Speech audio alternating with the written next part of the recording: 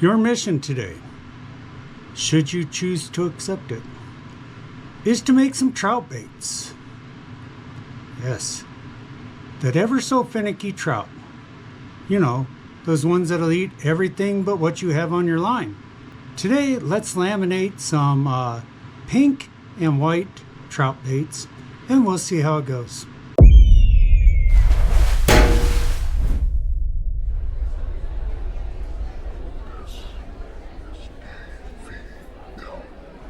To start with, first thing I have, of course, are some baits. We'll start with these little whippity wads.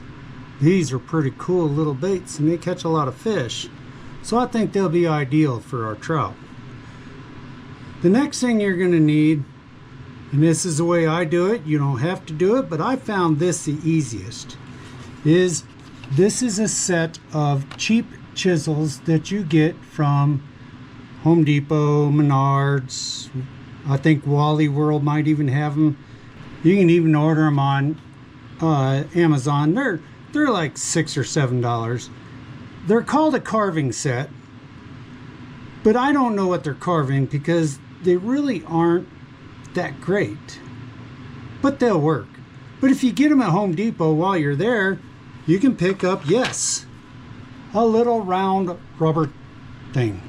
So these little rubber round thingies are actually used, you set them down and you set your potted plant on there, and then when you water your plant, that moisture and humidity that gathers underneath it won't leave the white rings on your favorite end table. So I like using these rubbers because if you use wood, it constantly, every time you punch into it, it dulls your cutter just a little bit. Using this rubber, it's nice and firm. You can get a good clean cut. It'll give some when the cutter touches it, but it won't dull your cutters near as fast as a board will.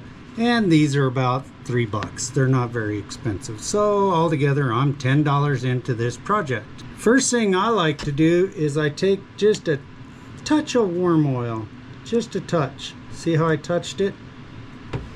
And I spread that around a little bit on my little round rubber round thing. Then I lay my bait on there. And today, I think what I'm going to do is create just an arced scallop. Now they have these in all kinds of shapes. You can get the scallop cuts, you can get the gouges that are triangular in shape. If you use the triangular ones, you can use them in multiple spots and actually get the a W shape. We'll start with this round one. I'm going to go right in front of that fin. I'm going to hold down on my little bait and I simply push down and cut it. Makes a nice clean curved cut right in front of that fin, and now I can get it a little bit oily and it'll slide right into my mold very easily. Get it to match up there. Look at there, that looks like Epic himself did it. Isn't that what we call Jason, Mr. Epic? He's actually Mold Man.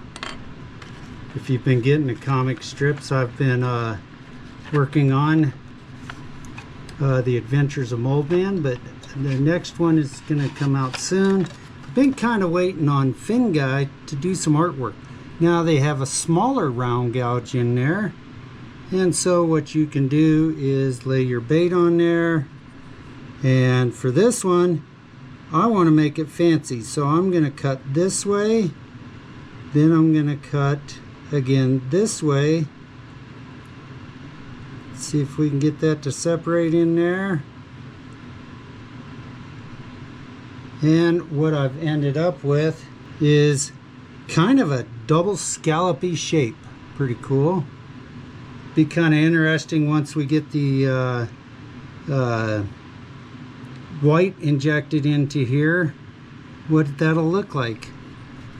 Now I am going just a touch in front of that fin so that I'll have a white body and a larger pink section that'll act as a flag to guide the trout in, like they're on a mission from Mars to bite that bait.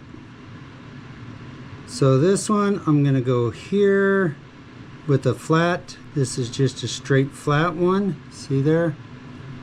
And then I'm gonna go back this way, and that will give me a cool little V shape. Little bit of imagination. You can do anything in the bait maker's world, and I'm the only one they'll laugh at.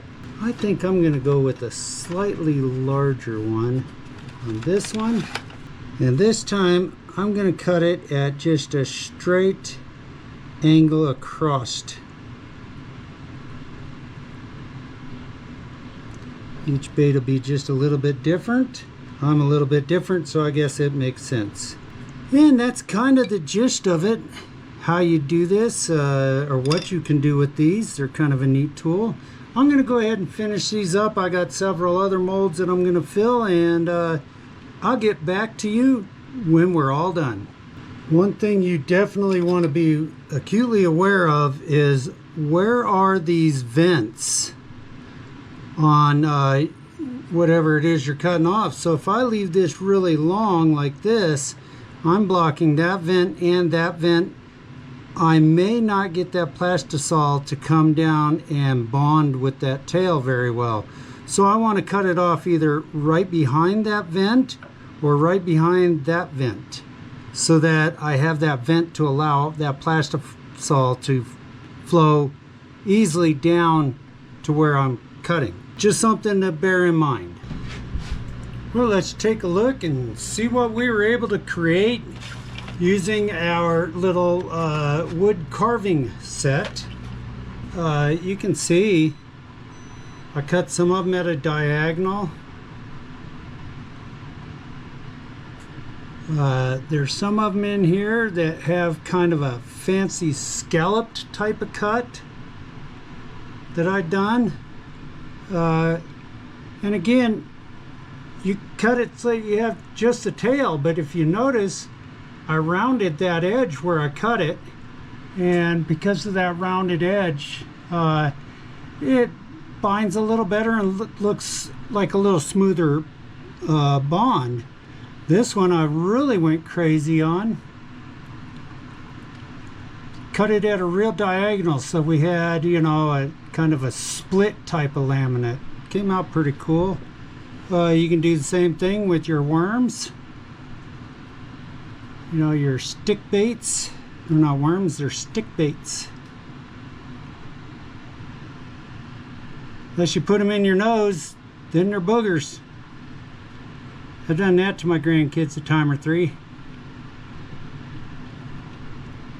Yeah, you can really get creative with your cuts using those. The whip wads, I really like doing the whip wads. You know, cut it so that it started in front of the tail, but it ended up at the base of the tail. You know, and I like doing that. This one's kind of a half and half. So, pretty cool stuff. The salmon eggs are the cool ones. Now these, what I do is I cut these balls apart, and then I will string my silicone skirting fibers through that and make kind of a dice type of bait. But you can see where sometimes they stay right where you lay them, other times they travel around, and if you look at this one, it kind of messed up, but it got one there and one there at the port, and I imagine it's got a dent in it, because I imagine that one in the port probably plugged off the plastisol getting to it. So you don't get 100%, but you know, you get a high percentage. See, this one did the same thing. It had two of them down there, a third one tried to go in, but you can see that one looks pretty cool. So you know, you win some, you lose some. Little whip wads, they're fun. The curly tail grub, now you notice that's a really nice binding area for that plastisol to grab, and then just the tail is pink. So yeah, These are the salmon eggs that I would make and then drop down inside the bigger mold. You're only limited by your imagination. You know, another time what I find is that the trout will be hitting good on pink and white and all of a sudden they'll shut off, and so I'll switch to pink and black.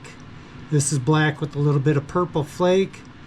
Little tiny sparkles in there are actually pixie dust. They're the bluegill pixie dust, makes little gold colored sparkles. A little bit of purple flake in it. Kind of cool, just kind of different way to do it. Same thing with the curly tail grubs. So they all look good. I've done some that have a pink body and a black tail, and others I would do with a black body and a pink tail. Cool stuff.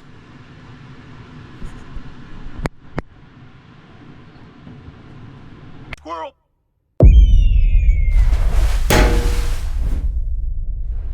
Well, one little carving set from, I believe I picked these up at Home Depot. Can't even remember. Menards, somewhere. They're about everywhere. You can find them everywhere. And a little bit of time and inventiveness, and you can come up with some really pretty cool baits. So, hey, this was fun. Thanks for joining me. I'm glad you took some time out of your day to watch this video. Be sure to like and subscribe. Leave a comment below. Tell me what you'd like to see next. I'm always open for ideas, or if you got a special recipe, share it with me and I'll sure try it. Don't forget about our Tech Tuesdays coming up tomorrow, Tuesday, and it's at 6 o'clock Mountain Time. So, you know, 8 o'clock if you're back east where the bass fishing's good. 4 o'clock if you're on that coast we don't talk about. Be sure to join me. It's going to be an interesting one. We're going to work on lighting, how to change our lighting so that our baits look better in our photography. Remember, if you're ready for the fight, trigger the strike.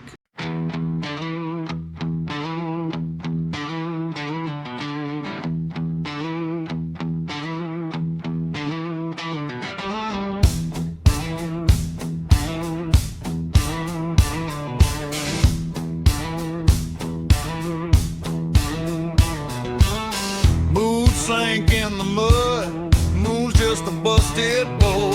Breath held on the dock edge, every heartbeat dull and loud. Cold steel in my palm, knuckles scarred and tight. Line cuts through that black glass as I aim into the night. In the silence they're watching, every movement matters.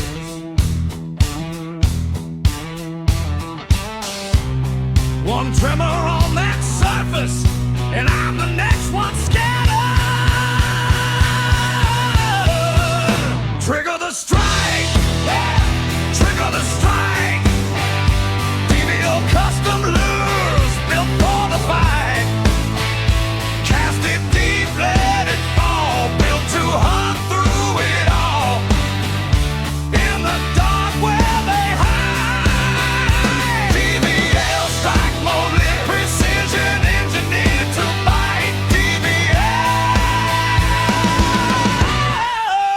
built for the strike.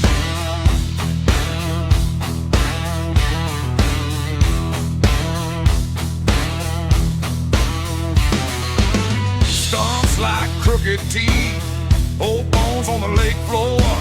Something mean down there, never seen the bank before. I feed it one small sin, chrome flash, blood red eyes. Let that monster taste it, then I rip it to the sky. In the silence they're watching, every movement matters.